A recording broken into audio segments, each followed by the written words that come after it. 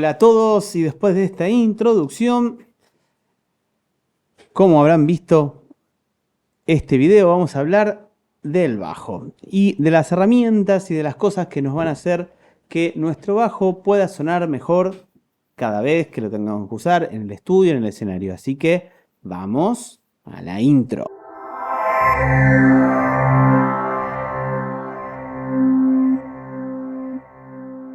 Hola a todos de nuevo, y bueno, vamos a dar comienzo a este video hablando de nuestro querido amigo el bajo, instrumento recontra fundamental que lo tenemos por aquí. En este caso es un Fender Jazz Bass, un clasicazo de bajo, en este caso son 5 cuerdas, y obviamente para que suene bien un bajo, lo primero que tenemos que tener esencialmente es un bajo en buen estado. ¡Oh, no me digas! ¿Y que un bajo en buen estado qué implica? Cuerdas en buen estado, que la circuitería esté funcionando bien, que los micrófonos estén funcionando bien, que el conector no meta ruido cuando nosotros lo conectamos, que los potenciómetros cuando se mueven no metan ruido. Eso va a ser el esencial, lo básico elemental para que nuestro bajo suene bien. En el caso de un bajo activo como este, que tenga batería, por supuesto, y obviamente después para la comodidad de poder tocar, una correa en buen estado para que sepamos que el bajo vaya a estar en su posición, que nos quede cómodo y que no tengamos miedo de que se vaya a caer en cualquier momento. Segundo elemento esencial, básico, elemental para que cualquier bajo funcione y que suene bien es nuestro querido amigo el cable. Un cable, como dijimos, en buen estado, de buenas conexiones, que no estén flojas, que estén bien soldadas.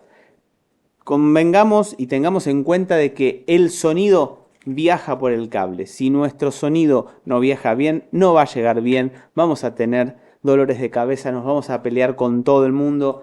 El sonido del bajo va a estar entrecortado, con ruido, bueno, una pesadilla para cualquier entorno, sea estudio, sea escenario, sea lo que fuere. Así que dijimos, un bajo en buen estado, un cable.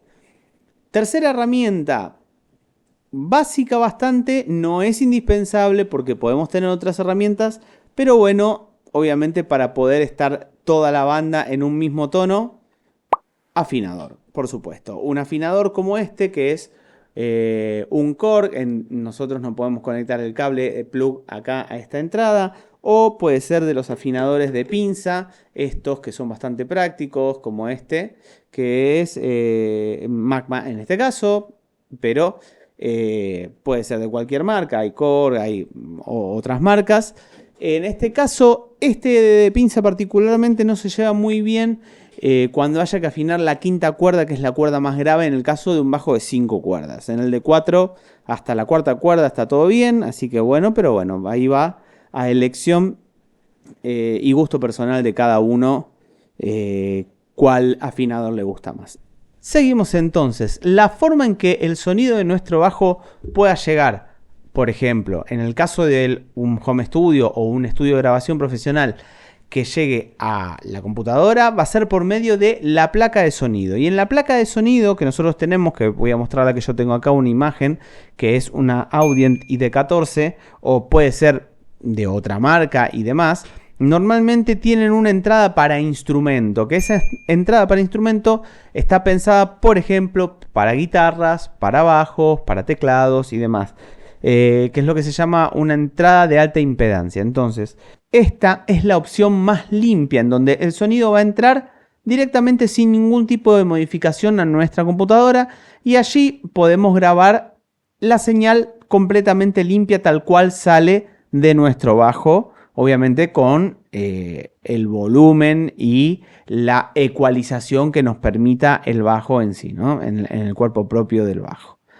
Después, si nosotros quisiéramos mejorar nuestro sonido de la misma forma que se puede mejorar en vivo, porque así como el sonido va a entrar a la placa de sonido, también puede ir directamente a la consola sin ningún tipo de proceso, que es una opción, que es la opción más limpia.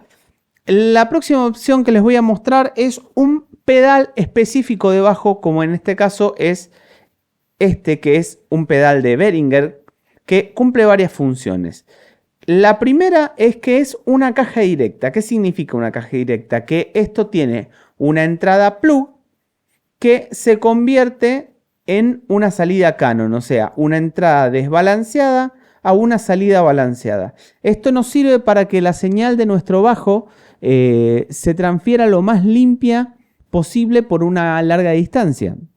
¿Sí? Después en otro video voy a explicar la diferencia entre señales balanceadas y desbalanceadas y cómo es que funciona el tema de los cables, la señal y demás. Entonces, como primera medida, lo que hace este aparato es convertir una señal desbalanceada en balanceada. Como segunda opción, si nosotros nos acercamos y mostramos bien, tiene un pequeño ecualizador que tiene agudos y graves. Después tiene una perilla que es presencia, que va a dar un agudo más sedoso, por decirlo de una manera. Después tenemos la perilla que es drive, que es como para generar un poco de distorsión, de saturación. La perilla que es de blend, que esa perilla suele ser como la mezcla que nosotros queremos entre la señal que entra directa, limpia del bajo y la señal modificada que haría este ecualizador, y después una perilla de volumen para regular el volumen en este caso. Bueno, esto es un pedal preamplificador para bajo y caja directa.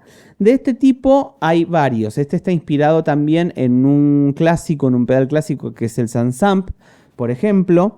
Y después también tenemos pedales de marcas muy reconocidas del próximo paso, que es los amplificadores de bajo, el amplificador de bajo que es dedicado. Entonces, como dijimos, la segunda opción que tenemos es el amplificador de bajo dedicado. De ahí que tenemos marcas específicas y muy reconocidas como Ampeg, como Harky, Gallien-Kruger, Mark Bass, etcétera, etcétera, etcétera, y unas cuantas marcas más, en donde la primera etapa es lo que se llama el preamplificador. El preamplificador, que es el que moldea el sonido de bajo y es muy específico de cada marca, es bastante determinado el sonido que puede sacar un amplificador, el preamplificador específicamente.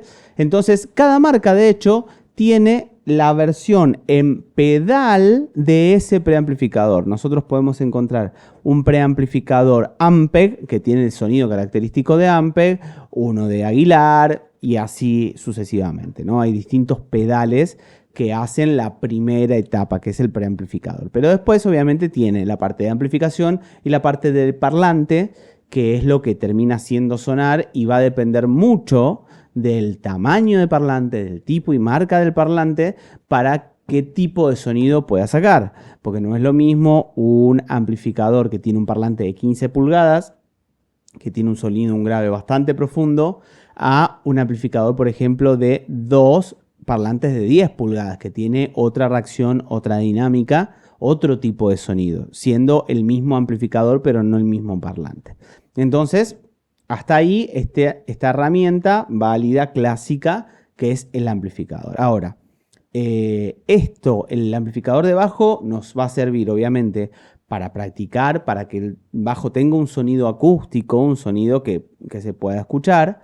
Y también de ahí, dependiendo el tamaño de show o el tamaño de recital que nosotros hagamos, nos puede servir para que el público también escuche el bajo en un ensayo o en un lugar relativamente pequeño, o depende también del tamaño del amplificador, porque puede ser un amplificador que es tipo una heladera, que es el clásico Ampeg 8x10, que son 8 parlantes de 10 pulgadas con una potencia gigante. Obviamente que esto está pensado por muchas razones para grandes estadios, por la cantidad de sonido, por lo incómodo que es mover semejante bestia, que es una heladera, para que una cantidad grande de público o que nosotros tomemos el sonido específico de la salida del amplificador, lo que nosotros tenemos que hacer es microfonear este parlante. Entonces va a depender también de qué tipo de micrófono usemos y en qué posición pongamos este micrófono para saber qué sonido y cómo va a sonar ese amplificador y esa salida. Entonces, con todo esto en mente, sumado a la habitación en donde hagamos esto, si esa habitación está tratada acústicamente, si tiene reverberancia, si es aire libre, etc., eso va a cambiar el sonido final a cómo le llegue o a la placa de sonido o al público final si esto va a la consola. Entonces, siguiendo entonces con esta línea que este tipo de preamplificadores podría ir en el medio entre el bajo y el amplificador de bajo, tenemos algo para, entre comillas, evitar el uso de un amplificador, que son este tipo de pedaleras. Esta pedalera, que es una Zoom B2, como se puede ver en la pantalla, es una pedalera digital de gama de entrada, más o menos. Una gama media, porque es la línea B2. ¿Qué es lo que hace? Esto va a simular, más allá de que puede darle más efectos que simplemente una ecualización. Puede ser un compresor, puede ser delay, puede ser reverb, puede ser flanger, puede ser un montón de efectos. Va a simular amplificadores, ¿sí? Va a simular amplificadores de distintas marcas, con ciertas limitaciones en donde vamos a poder ecualizar y demás. Esta es una pedalera que tiene sus años, ¿sí? Actualmente, por ejemplo, hay un intermedio entre esta pedalera y esta, que es la imagen que voy a mostrar en este momento, que es la Q-Baby, que tiene la posibilidad de cargar algo que se llama IR, que es una tecnología bastante nueva, que sería Impulse Response. ¿Qué es el Impulse Response? El Impulse Response es un archivo, como si fuera un archivo de audio, que es la foto acústica de un proceso de una cadena de sonido. ¿Qué significa esto? Que lo que se hizo es enviar una señal, un barrido de señales de todo lo que el espectro acústico, o sea, lo que puede escuchar el oído, por una cadena de sonido que fue específicamente un amplificador con una ecualización, sonando por un parlante específico, tomado por un micrófono específico, y eso fue tomado. Entonces, eso generó una foto, una respuesta de impulso, por eso se llama Impulse Response. Entonces, ¿qué es lo que hace ese archivito? Eso lo que hace es que imite cómo se comportaría ese amplificador con ese micrófono si nosotros tocáramos el bajo enchufado a ese amplificador real, pero al hacerlo digital lo hace bajo un entorno obviamente controlado y lo puede replicar. Bueno, la pedalera Q-Baby y muchas otras de mucho más actuales tienen la posibilidad de cargar Impulse Response para poder hacer este proceso. Son pedaleras bastante nuevas, ¿no? Ahora, si vamos un paso más adelante y queremos mejor calidad de sonido, sumado a la carga de los Impulse Response y unos efectos de mucho mayor calidad, tenemos este tipo de pedalera ya de gama más alta, como es la Headrush o la Helix de Line 6 y demás, que son equipos que ya tienen doble procesador y tienen la posibilidad de simulación muy cercana a pedales muy conocidos analógicos, amplificadores con sus respectivos parlantes, en donde ya podemos llegar a elegir qué tipo de parlante y en qué posición está el micrófono y un montón de variables más, inclusive de cambiar el orden de los pedales y un montón de otras cosas más que nos van a dar la posibilidad de cambiar el tipo de sonido y demás. Y de ahí, si nos vamos al tope de gama de lo que sería hardware, o sea, lo que sería máquina, ya tenemos pedaleras como los que pueden ser Fractal, o lo que puede ser Kemper, o lo que puede ser Quad Cortex, por ejemplo, en donde ya el nivel de detalle que podemos lograr con ese tipo de pedaleras es poder elegir hasta qué tipo de válvula tiene, cómo está conectado, a qué corriente está conectado, si es a 50 Hz o 60 Hz, si es a 220 volts, si es a 110. Bueno, cada cosa que al mínimo detalle podemos modificar con este tipo de sistemas. Así que en hardware sería como el tope de gama, que es lo que podemos lograr. Ahora, ¿todo esto es necesario para poder grabar bien en casa? Realmente no es necesario. Todo esto lo que posibilita la facilidad de poder llevar nuestro sonido lo mejor posible al escenario con este tipo de herramientas. Ya esta pedalera, en el caso del bajo, es más que suficiente porque simplemente tiene la posibilidad de cargar muchísimos programas y efectos, y esto de hecho tiene un pedal de expresión, en este caso que es la MX5 de Headrush. Pero si nosotros estamos en un estudio de grabación, podemos conectar el bajo directamente a la placa de sonido y trabajar con lo que se conoce como los VSTs. VST es la sigla de Virtual Studio Technology, o sea, lo que se conoce como plugins, o sea, son pequeños software dedicados específicamente para efectos. Entonces, estos plugins pueden ser compresores, ecualizadores o simulaciones completas de amplificadores, de habitaciones, de micrófonos en distintas posiciones, etcétera, etcétera, etcétera, etcétera, que harían las veces de lo que hace una pedalera de tope de gama o pedales digitales, y hay obviamente de distintas calidades y de distintos valores. Entonces va a depender de lo que querramos, de lo que podamos hacer en nuestro estudio, de lo que podamos hacer en el escenario, en las posibilidades que tengamos. Actualmente la verdad que la cantidad de herramientas y la cantidad de posibilidades que tenemos para poder trabajar tanto con el bajo como con la guitarra, que después haremos otro video bastante similar, pero bueno, para guitarras hay una gama muchísimo más grande de efectos y procesos y demás. Un detalle que no me quería olvidar es que este tipo de pedales, que son caja directa, y también algunos amplificadores de bajo, nos permiten hacer algo que nos sirve mucho en grabación, en el estudio de grabación. Que voy a mostrar de nuevo el detalle. Acá dice que esta es la entrada, dice in. Acá hay lo que se llama salida balanceada, direct out. Y acá tiene otra salida en plug. ¿Qué es lo que nos permite hacer esto? Esto nos permite que nosotros podamos conectar el bajo, acá, que con la salida balanceada ir directamente a la placa de sonido y tener una grabación de la señal limpia, sin ningún tipo de proceso, ¿sí? Directa a la placa, pero que por acá vuelva a salir la señal y que de acá entre a un amplificador y ahí obtener el sonido que nosotros quisiéramos de ese amplificador en ese momento, que nos puede servir para que nosotros lo escuchemos más con un sonido con el que estamos acostumbrados, o también para, además de la señal limpia, poder tener una señal ya procesada o una señal traducida por un amplificador. Entonces, además de esta señal limpia, tener la grabación de la señal por medio de un micrófono, como sale desde el parlante del amplificador que nosotros queremos, cómo queremos que suene.